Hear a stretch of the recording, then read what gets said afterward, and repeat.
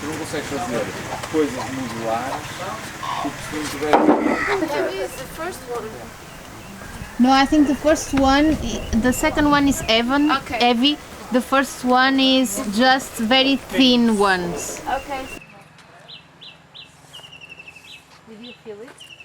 Yeah, but I just want to make sure that the bucket is not responsible for it. No, because we are filling with other water and it's transparent.